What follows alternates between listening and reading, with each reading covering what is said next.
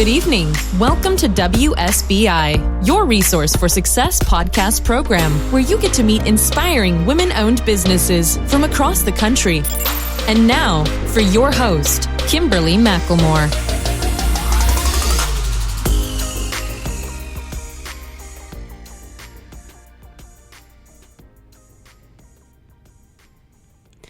All right, good evening and welcome to WSBI, your Resource for Success podcast program, where you get to meet inspiring women-owned businesses from across the country. I am your host, Kimberly McLemore, but tonight we have a special edition of the show, and we have Ted Fells, the co-founder and president and chief executive officer of NucoreVision Incorporated and the co-host of the 30-Minute Hour podcast. Ted Fells has more than 20 years of leadership experience building and guiding NucoreVision Inc., NVI, an emerging small business IT firm headquartered in Lanham, Maryland. An accomplished strategist, his expertise in project management and business development have driven NVI's notable enterprise growth in cybersecurity, enterprise information technology solutions, and the management consulting services.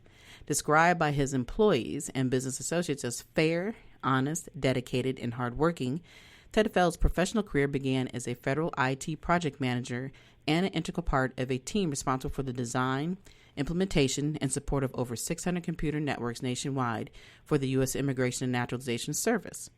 Offering a combination of innovation and operational strengths, Ted Fells has developed a network of customers worldwide. NVI customers include the Department of Defense, the Executive Office of the President, Department of Homeland Security, Health and Human Services, Department of Interior, Department of Housing and Urban Development, Department of Transportation, and the Department of Justice. Ted Fells is not only committed to business, but very committed to building his community. He currently is involved in mentoring programs within various organizations and is very active within his church, Mount Zion Baptist Church in Arlington, Virginia.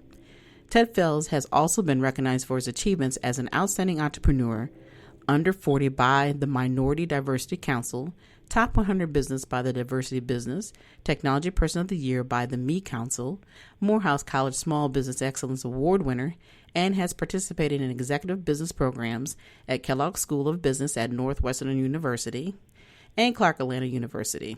Ted Fells is an alumni of Norfolk State University, where he received a BS in Management and Computer Information Systems, and is also a member of the Kappa Alpha Psi Fraternity Incorporated. So, without further ado, please help me welcome to my platform, Mr. Ted Fells. Hey, Ted, how are you? Greetings, Kimberly. Greetings. How are you today? I am doing great, and welcome to the show. I had to breathe there for a second. There's so much there to read. Right. I was listening to that, and I was like, man, who is that guy? And I was like, oh, I wrote that. Yes. Yeah. One thing I want to say to you now, one of the awards that were, I guess, identified in there said that I was, receiving an award under 40, right? Mm-hmm. So, that was a little while ago. So now I'm 41. So that was, so. Yeah. I kind of thought that's, I said, I wonder if he's still at that 40 level, but Right. Oh my gosh, you definitely have an amazing bio. So before we jump into, you're quite welcome, sir.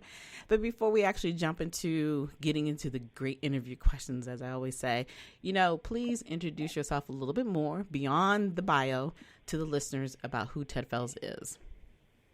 Who is Ted Fells? So again, originally from Arlington, Virginia. I currently reside in Maryland and went to Norfolk State. But Ted Fells, it's, there's so many different sides of Ted Fells. There's Ted Fells that worked in the federal government. There's Ted Fells that's an entrepreneur. There's Ted Fells that's, that's active in church. And then there's this silly Ted Fells. But, I just like to have a good time, like to laugh, and just enjoy life.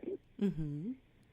Well, you're definitely right. There's definitely different sides. Now, the Ted Fells, I have definitely talked to you a little bit on the business side, but I know the sillier side. So we're gonna pull out a little bit of everything tonight. Okay. That's right. Let's do it. All right. Well, okay. So, as I said earlier, your bio is amazing. But talk to me and the listeners more about what truly inspired you to jump out into the business world? I mean, your background, obviously, like you said, you've done the federal side of it. And so kind of tell us the story about that. So as far as getting into business or the idea around getting into business? Both. Mm-hmm. Yeah, so I, after finishing, college, I had an opportunity to work in the federal government and, had a good government job. It was great at the INS, did a lot of traveling, I went to school for information technology, so I was learning about technology. And it was just a great situation for me, and just learned so much there about just different people across the country, different opportunities. I mean, it was just great. But I also noticed that I was always looking at entrepreneurial type stuff, right? Like somebody would come to me and maybe a multi-level marketing opportunity, and I'm at meetings for that, or someone is talking to me about, some other business venture. Like I was always kind of, interested in entrepreneurship, so I just kind of knew that at some point that my path was going to go towards entrepreneurship, but didn't know exactly what it was going to be. Mm-hmm. And so while working in the government and, going from, location to location across the country, interestingly enough, before I joined the INS, I had never flown. So I was probably in my early 20s, had never been on a plane, not once. And then I get this position where I'm on the plane like a couple times a month. I'm in Miami, I'm in Laredo, Texas, I'm in El Paso, I'm in Phoenix, I'm in Buffalo. I'm just on the plane. All the people are like, what do you do? Like I felt like Tommy and Martin, right? Because I was just always traveling somewhere. Right, you know what I do? I do some computer stuff, and so I was doing that, and one of the things that I noticed while I was out there a lot of times that we'd have these contractors that were providing support to us as the government officials on the project. And oftentimes I found myself getting frustrated with the contractors, and we'd be on projects for extended amounts of time. And at some point I was just give me the keyboard. Let me do this. Right. Mm-hmm. And after numerous occasions of that happening, I decided, what, I can do this. I can do this myself. Mm-hmm. At some point I can do this. Now, again, doing well in the government, my grandmother, I mean, she was, God bless her. So he'd say to me, whatever you do, baby, don't leave your government job. Right. Yeah, Grandma, but I got this going, and I can do this. Yeah, baby, but just do them both. Don't leave your government job. Mm-hmm. And so eventually I did what? I left my government job, and it's, right. I know it sounds bad, but it took me a while before I told her I left my government job, right? So I guess she saw that I still was able to put gas in my car, and I still was eating a little bit, and, I still could keep on a clean shirt, so I guess she knew I was okay. Then eventually I told her, I said, hey, dear, I left probably a year ago, and, I'm doing my own thing. Well, baby, keep doing it. The Lord is going to bless you. To put the Lord first, So, right, so I've done that, and God has blessed us to sustain in business 20 plus years. Wow. And so, yeah, so it's been an interesting journey, experienced a lot of things, and it's just, you go to school for business and, you read books and all that about business, but you just don't know anything until you've actually gotten out there and experienced some of these things for yourself. So it's been fun, but it can be challenging at times. Absolutely, and we're going to get into those questions in a second. But how many years were you in the federal government before you decided to take that leap? I was so it's funny, I started in the federal government in high school, right? So I worked, with the Social Security Administration in high school for a couple of years, and then every year I would come back for summer breaks and Christmas break and continue to work for the government. And then when I finally got out of college, it brought me on as an intern. So I guess in totality, I probably worked for the government somewhere about between maybe 7 to 8 years. Okay. Okay. Yes. And that's pretty good because, a lot of people, before they actually go into business, they'll stay there maybe, 20 years and then, so they feel like, so they can have that cushion, so to speak. And, Oh, yeah. Because back then they don't have some of the programs they have today where you only have to stay in for 5 years. You can actually get some money, for a change if you want to retire, So that's why I was curious to ask that question because 20 years of being in your own business is a very long time and almost unheard of. In this type of business because it is so competitive and the services you provide, are very notable and you hear a lot about these type of services throughout other companies. But explain to me and the listeners, what makes you stand out much more than some of these other companies who provide some of the cybersecurity services and your enterprise information technology and so forth and your consulting services? I think, a couple things I think that helped me to stand out, especially dealing with government customers, is I used to be in the federal government. So I kind of understand how the federal government employees think, right? So supporting projects for the government, that helps a lot just knowing, sometimes things don't move as fast in the government as you would like. And so knowing that, I think it helps me with being patient with government customers. The other thing is, I think just the network that I've been able to establish in 20 years of business. So I've met and have worked with a lot of different companies, consultants, and there's always different things that occur, but for the most part, it's not too many things that surprise me now. Mm-hmm. Because I've just seen so much, and I think that helps a lot. So just being able to quickly adapt to different environments, different people, and then knowing where there's resources that you can tap into. There's not too many situations that that totally shock me in business, and so I think that that knowledge, that flexibility, I think really helps me, and it kind of differentiates me just from that experience in the game. I think I have maybe a lot more patience than some may have. Right. And I think, the thing that's also standing out to me, being that you're still here after the major crash in 2008, a lot of businesses folded because they weren't prepared. I think most of them, and it just could not recover per se. Mm-hmm. So that speaks volumes. With you having to maintain yourself through all of that, and then here you are still today, continuing to grow. And I did like what your grandmother said, that it's always that fear of, don't leave that job, because security is a big, huge thing with people. And when people aren't used to stepping out on their own, it's always about, hey, you've gone to college, and then now, you just need to go to college and then get a job, and hold on to that job as long as you can, So there's always that fear. So talk to me and the listeners a little bit more about the fear of being in business. What have you experienced in and some of those challenges about being in business?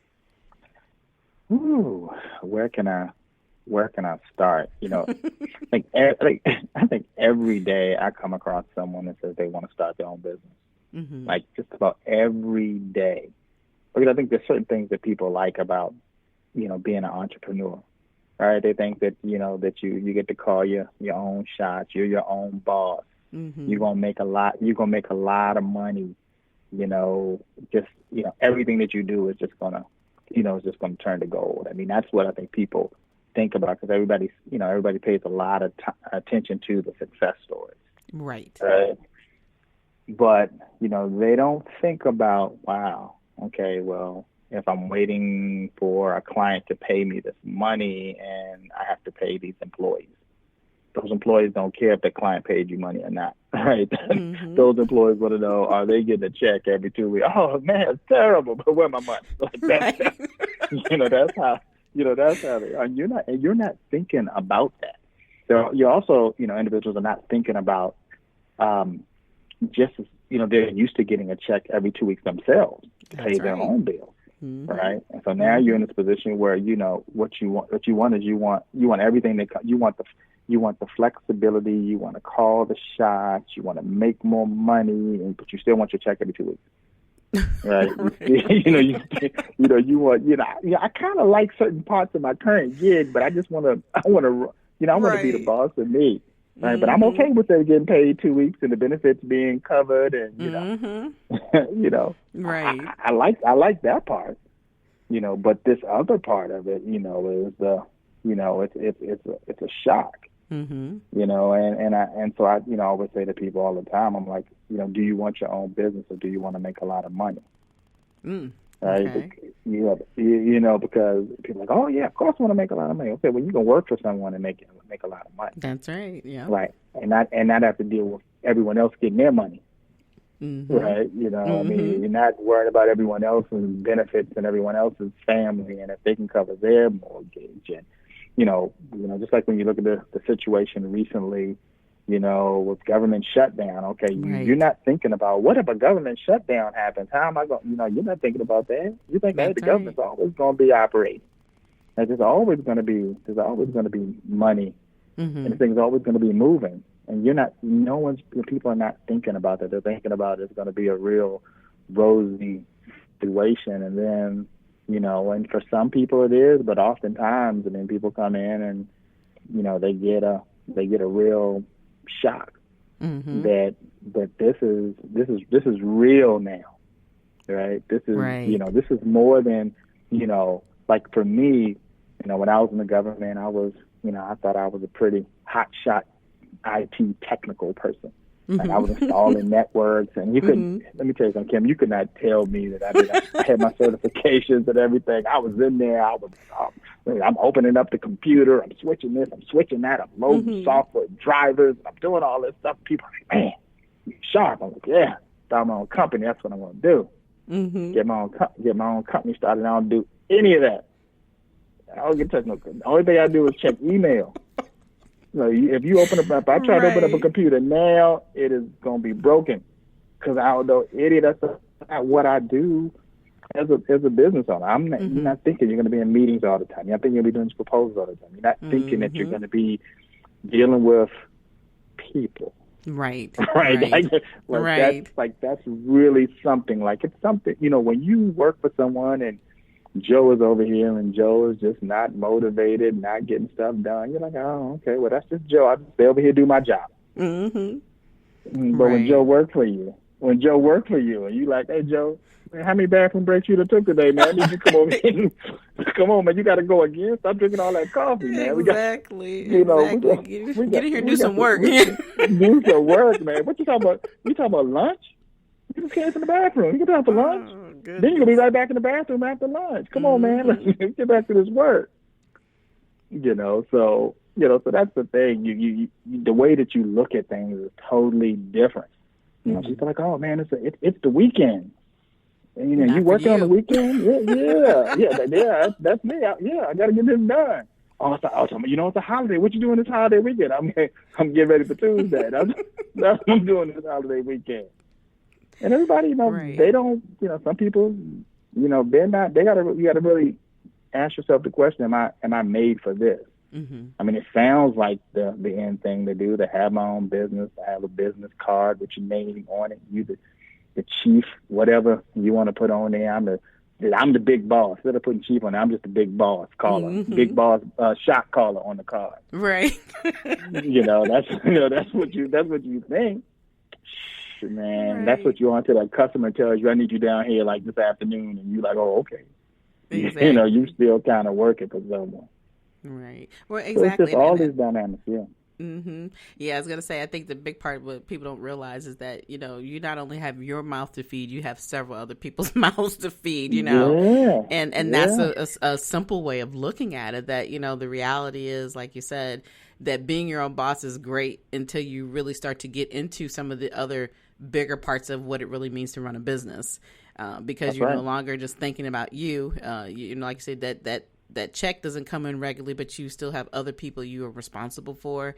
And then at the same, token, people have to understand that every day that you don't work, that means that's the opportunity for the business to fail, and they don't see that part of it, so yeah, you're definitely on point with that in business. And I like the way you explained it, because I think that a lot of people, like I said, all they see is the fluff. They think that, you're in the air, you're out here doing this, and you're visiting, your job seems so easy. Well, it's not a job. That's right. It's a much bigger picture, than that. So, I like that, you haven't given up and that you're continuing to inspire yourself. And I'm sure many others, like I said, if somebody's asking you this every day, then that speaks volumes of who you are and what you have accomplished. But at the same time, like I said, there's a difference between making money and, if you want to be rich, or do you really want to be in business? So. Right. Yeah. Because you don't make that money right away. No. And I had a friend say to me one time, he said, everybody's journey is different.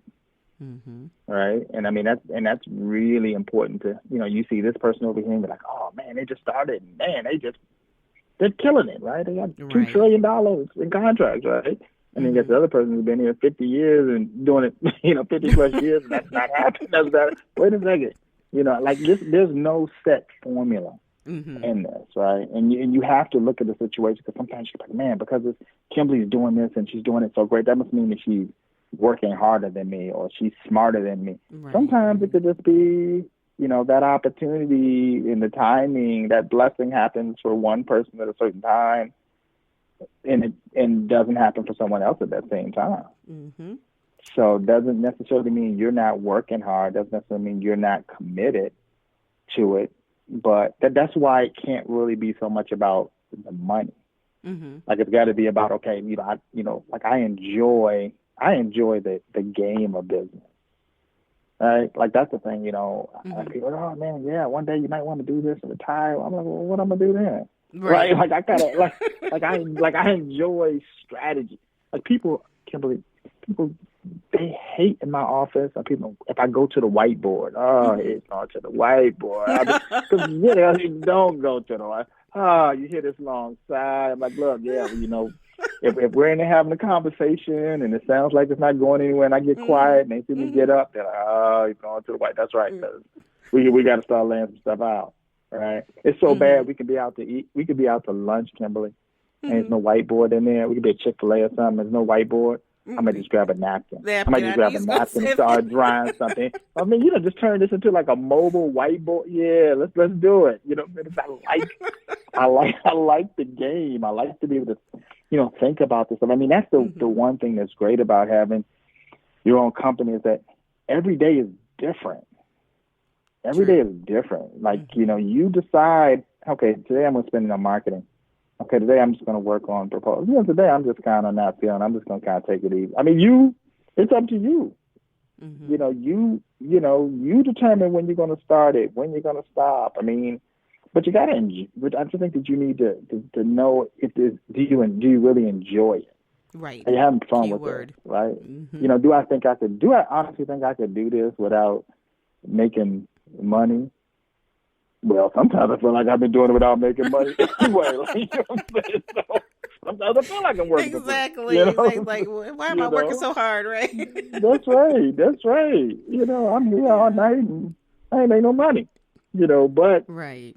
It's I just enjoy what I do, and I think anyone that thinks about going into business, because I'm always talking to someone about this. You need to decide, is this what you really want to do, and why do you want to do it? Do you just need to get another job because you're just not happy in your current job?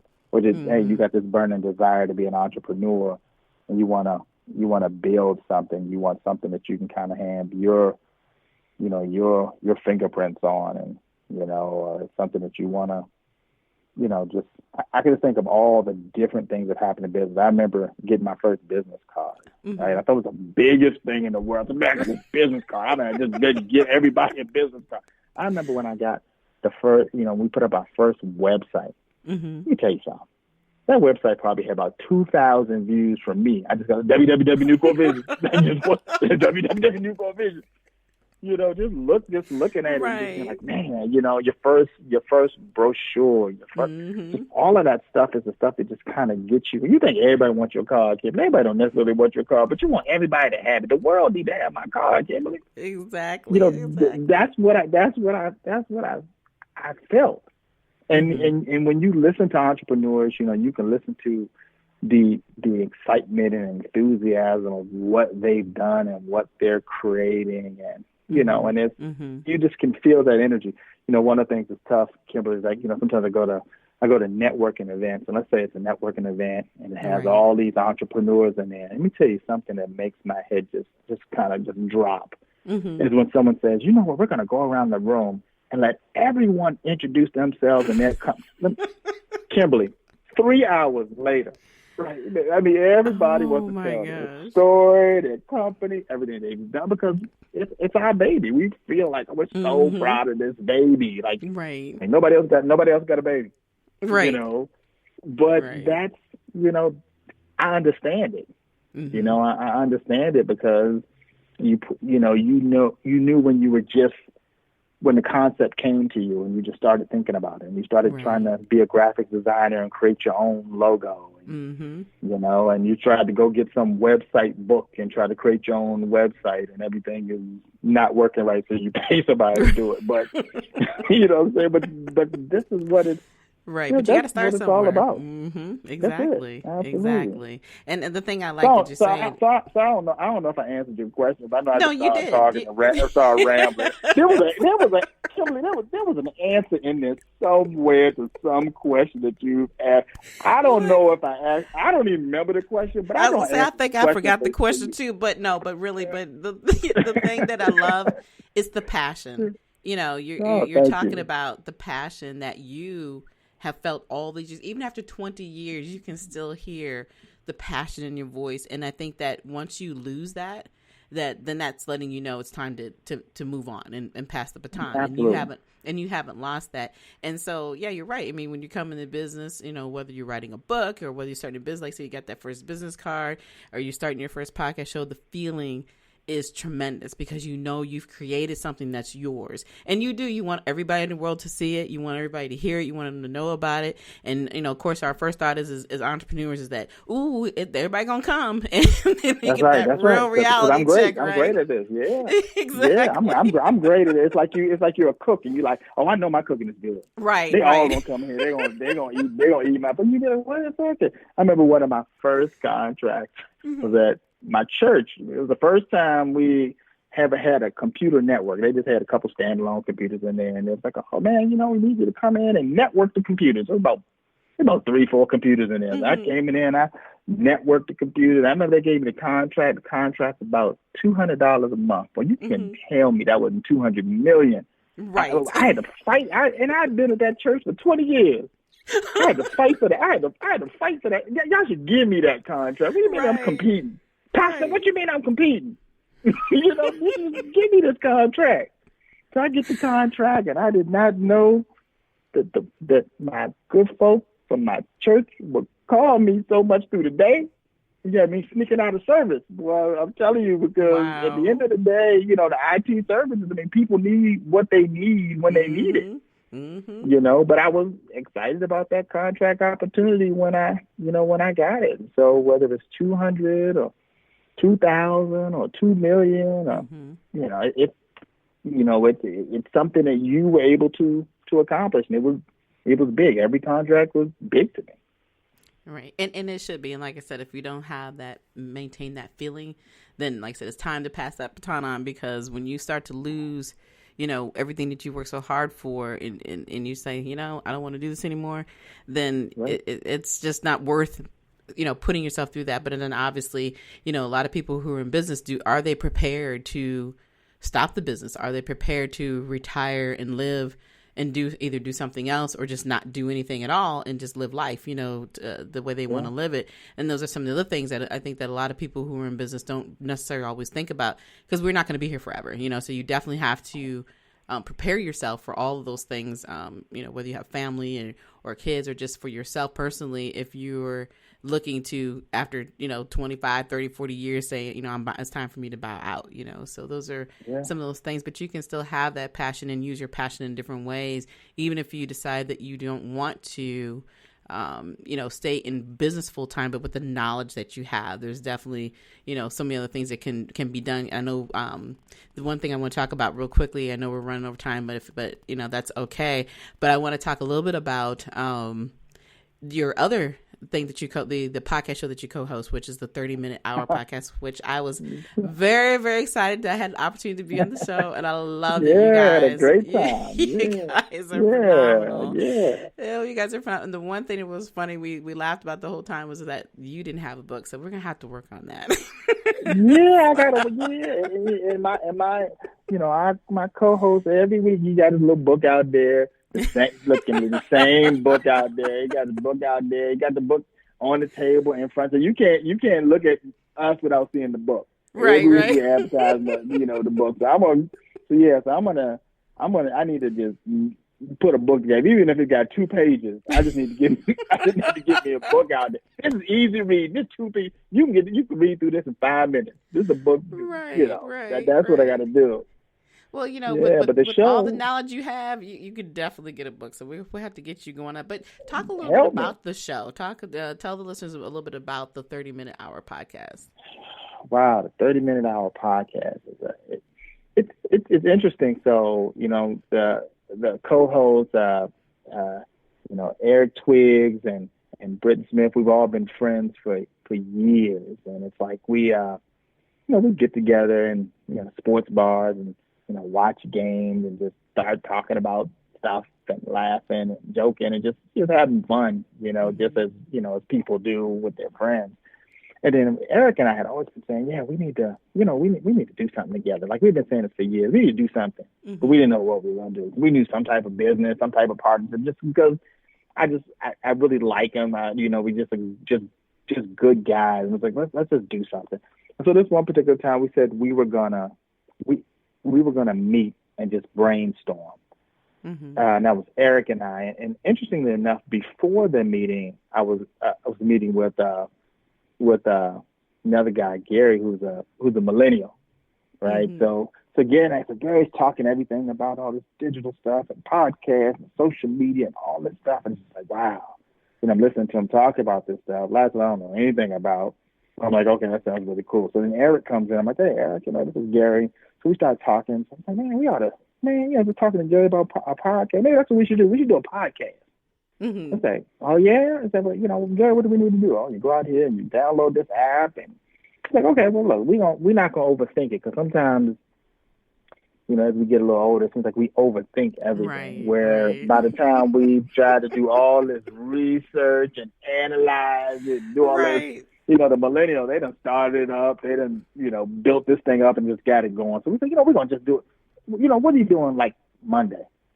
Okay, well, we're going to get together on Monday and we're going to do this podcast. And so we need to come up with a name for it. And it's like, initially we're like, well, maybe we'll call it something. Like, we're just going to be just rolling with it. So let's call it Shooting from the Hip. I said, oh, yeah, that sounds cool. And then we thought about it. So, well, there's a whole lot going on with gun violence and all that. So I don't know if Shooting from the Hip is going to be the right name for this. Well, we just need some name that just sounds catchy. Right. It was just like, this guy just dropped his name, the 30-minute hour. And it's like, 30 minutes. But then it's a 30-minute hour. I mean, what does it mean? Oh, I don't know. It means we're going to go, I don't know. It means we're going to go for 30 minutes and go for an hour. I don't know. But that just sounded like the name. And so everybody said, oh, yeah, that's great. And so we just started like bringing, individuals onto the show that, were business owners or people that, authors, or public speakers. And just within our network, amazingly enough, it's just so many people that we know that are doing stuff, right? And then you bring on someone and they're like, oh, here's the person ought to be your guest. And they think, so we rarely have issues like finding guests to come on and tell their story. And so the show, I think, we get inspired by it because you get to constantly hear so many different stories. Mm-hmm. You know, I mean, everyone, like I was saying earlier, that everyone has their own journey. Right. And you hear different things that people have gone through, from tragedy to job loss to whatever, to get them to the point that they said, you know what, let me do this, and let me take a shot at this. And you know, every week, I mean, it's a lot of fun. You know, it's a lot of fun. I mean, we just get on there and we just kind of, you know, we just watch the show just kind of evolve, and it's, you know, it's getting, I think, come February, it's been close to like just about a year that we've been doing this.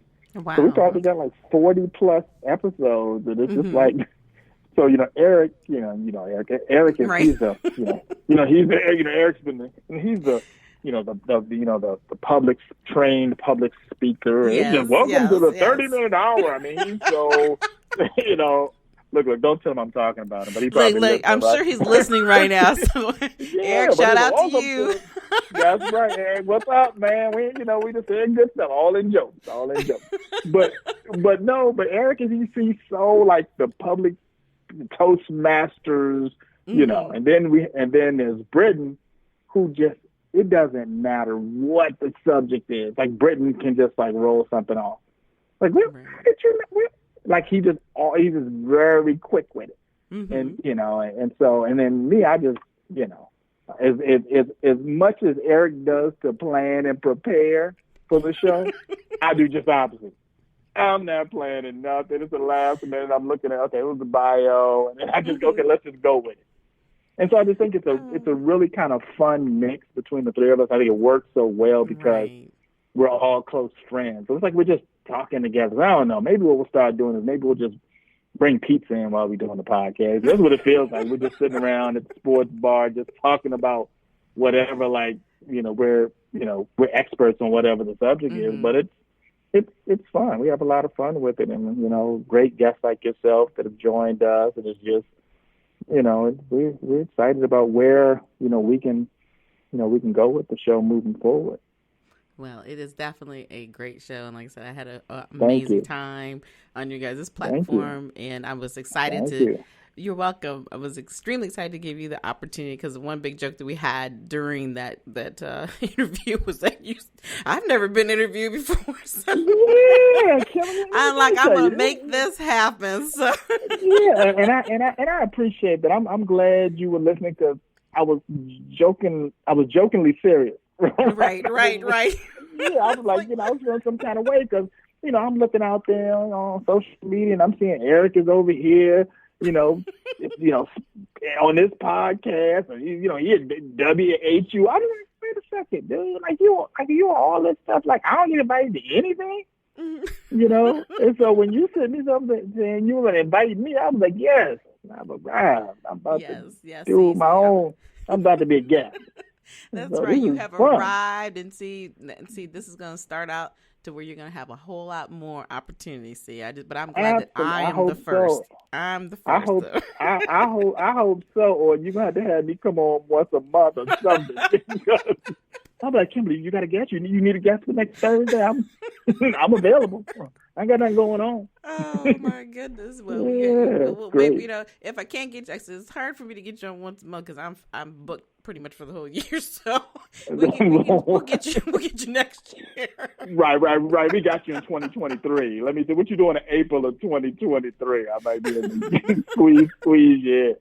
That's too funny. Oh my goodness. But yeah, I mean, so this, and like I said, this has been a great opportunity, and I know that you're extremely busy, because it's, you know, we played phone tag a few times, and I'm so glad that I got the opportunity to get you filled in for this evening to be on my show and my platform, because you had definitely shared some amazing information, some gold nuggets about what it means to be in business, and how, you know, and how basically staying in your lane is important, and having that passion, and you know, the difference between not just being in business, but, you know, whether you want to make just money or whether you want to be in business. I mean, I really appreciate you sharing all this, because that's really what my show is about, is having all of these amazing entrepreneurs or authors, whoever on my show, that really teaching people that we're human, and that there is the side of us that you need to hear, that this is hard work. This is not just about the fluff.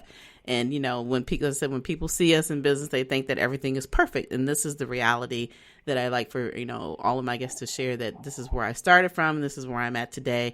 But if you stop doing what you're doing, you won't be that business person anymore. So it's always important to share those nuggets. And you did with us this evening. But Ted, before we close out this evening, could you tell the listeners how they can get a hold of you? How can you get a hold of me? If they're looking to do business with you. Oh, okay. All right. Good. Look, don't be trying to call just to be calling, talking to Ted. No, I'm just teasing. Yeah, what's up, Ted? Man, I just thought I'd give you a call, man. I really enjoy what you've been talking about. No. I mean, in business, okay? That's right. Well, you can definitely, go to our website, www.NucoreVision.com, and that's NucoreVision, all one word, .com. You can email me at tfells, TFELLS, at NucoreVision.com.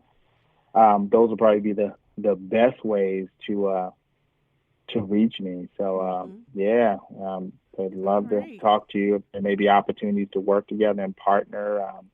Just always excited about, just new opportunities. One thing I want to also say, Kimberly, is that I appreciate your patience with me, because I know, on numerous occasions you asked me about getting you my bio and a picture and all that, and I just know that I almost got crossed off the list. I know I did, right? Because, you called me, you texted me, you emailed me. My mama told me, she said, if you don't give Kimberly a call, she need that information. So I appreciate your patience with me, because one day it was on my to-do list for a couple of weeks, because I got to get this done. So this one day you was like, okay, I need it by this time. Because I knew I felt, you did it with a smile, but I felt the tightness of your lips. If you don't send this bio, I'm gonna swear I'm gonna cross him off this list. So I appreciate your patience and just working with me to just to sit down, just to have this opportunity just to talk to you and your listeners about something I really love talking about. Well, like I said, it has been a pleasure to have you on this evening. And for all my listeners, like I said, if you want to do business with Mr. Fells, please reach out to him. He has provided you his information. And again, Ted Fells is the co-founder and president and chief executive officer of NucoreVision Incorporated, and the co-host of the 30-Minute Hour podcast. So for the rest of you all, like I said, thank you again, Ted, for coming on. But for everyone else, you're welcome. We're at the end of our show for this evening, but we are here every Thursday evening at 7 p.m. live. We are on many platforms, new platforms now. We have up to 11, but the main ones that I always like to focus on, of course, are iHeartRadio and Spotify. So also, if you would like to be a guest on my show, you can reach out to me anytime at Kimberly@WSBILLC.com if you're interested in being a guest on the show. But also, you can follow us as well on, like I said, not just iHeartRadio and Spotify. We are on Facebook, Twitter, YouTube, LinkedIn, and Instagram. And you can go to the website and review and listen to all the shows as well at www.sbilc.com. But until next time, you all have a wonderful evening and good night. Good night, everyone. We will be back next Thursday evening at 7 p.m. Follow us on Spreaker, www.spreaker.com/user/WSBI. View our new WSBI website anytime at www.wsbillc.com and on Facebook, Twitter, YouTube, LinkedIn, and Instagram.